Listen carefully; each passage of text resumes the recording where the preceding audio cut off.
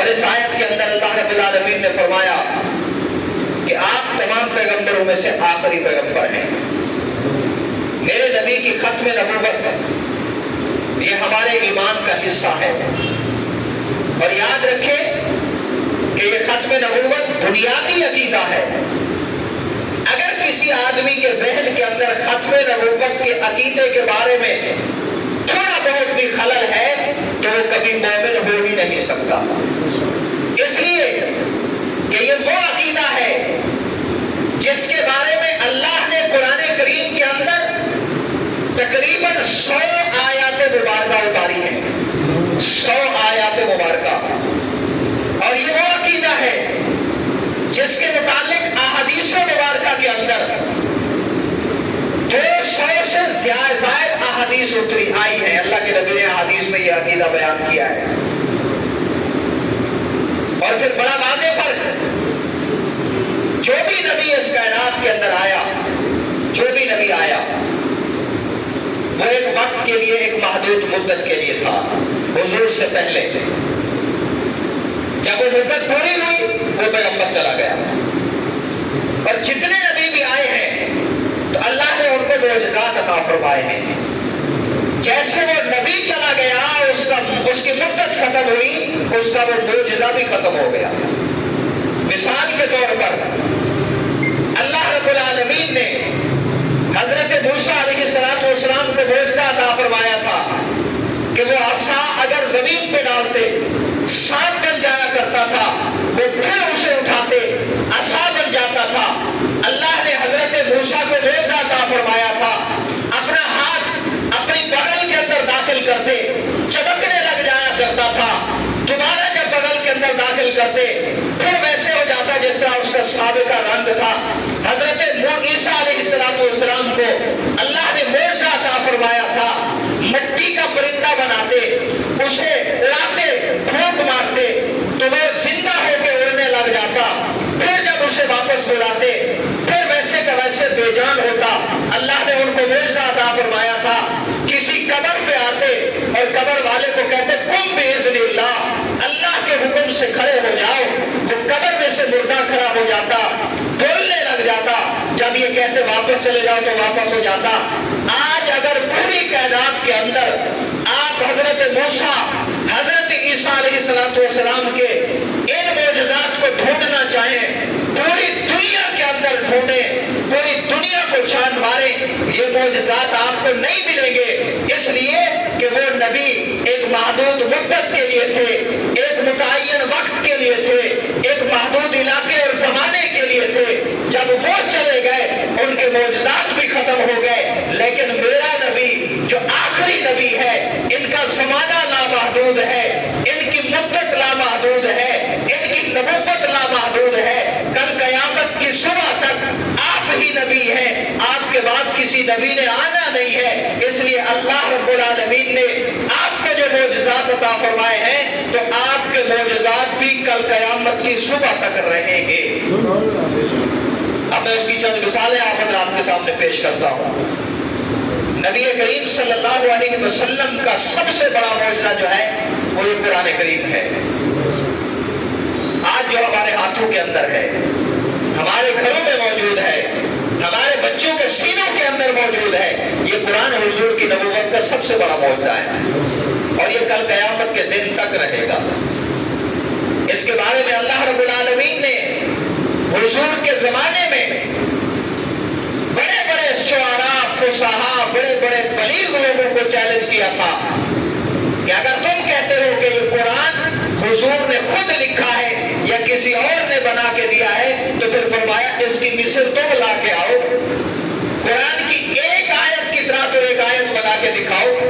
معجزہ وہ ہوتا ہے کہ اللہ تو کر سکے لیکن اللہ کے علاوہ کوئی بھی نہ کر سکے. ساری کی سارے مخلوق اس طرح کا کام کرنے سے عاجز ہو. اس عاجز سے معجزہ ہے. تو دیکھیں قرآن جیسے حضور کے زمانے میں ایک آیت بھی کوئی نہیں بنا سکا، ویسے 1400 سال گزر گئے، قرآن کی طرح ایک آیت کوئی نہیں بنا سکا.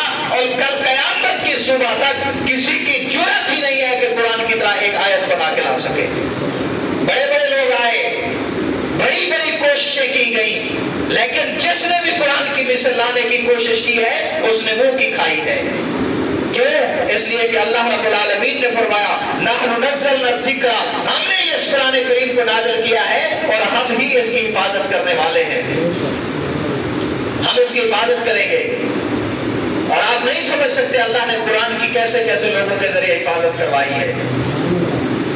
हज्जाज बिन यूसुफ जालिम बादशाह है, उसके पास एक काफिला आया, बड़ा गुनाहगार था। आज तक भी लोग जब इसका नाम लेते हैं इसका जुल्म ज़हन में आ जाता है।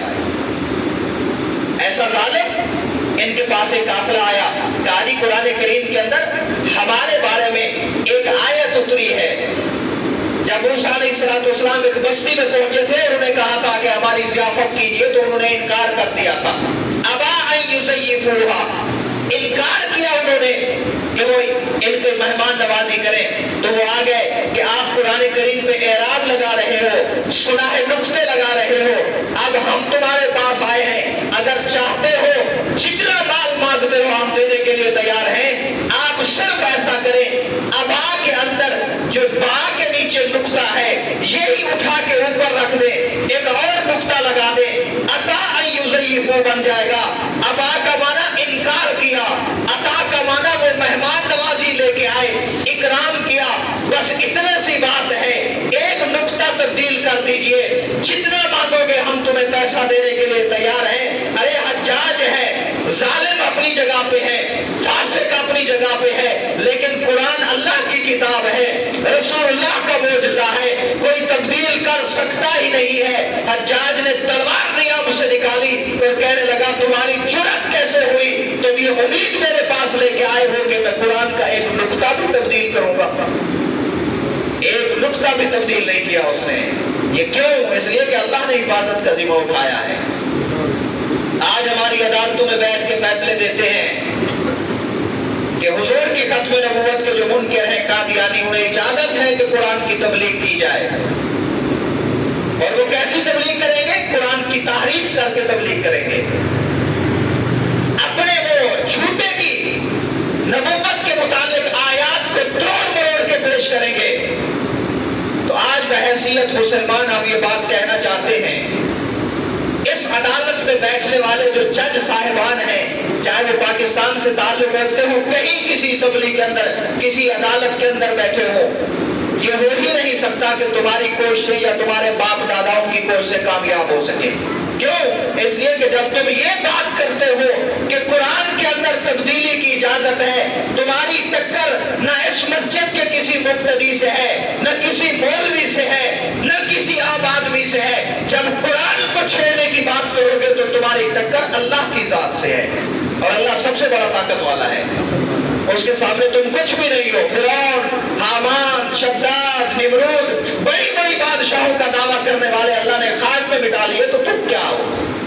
तो इसलिए अपने नबी से मोहब्बत का सबूत यह है कि खत्म नबूवत पे अपना कामिल ईमान रखें, और जब कभी खत्म नबूवत पे आँच आने की बारी आए तो बहैसियत मुसलमान हम अपनी खिदमत को पेश करें, आवाज उठाएं, जितना भी हो सके हम अपनी खिदमत पेश करें। इसलिए नहीं कि हुजूर की खत्म नबूवत को खतरा है, मेरे नबी की खत्म नबूवत पर आज तक न कोई डाका मारने वाला कामयाब हो सका है और न होगा।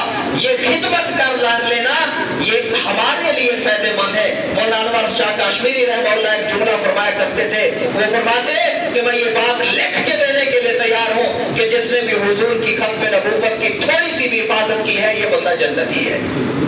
तो अपने आप को जन्नती बनाने के लिए अपनी खिदमत पेश किया करें। परवरदिगार आलम से दुआ है कि अल्लाह रब्बुल आलमीन मुझे आपको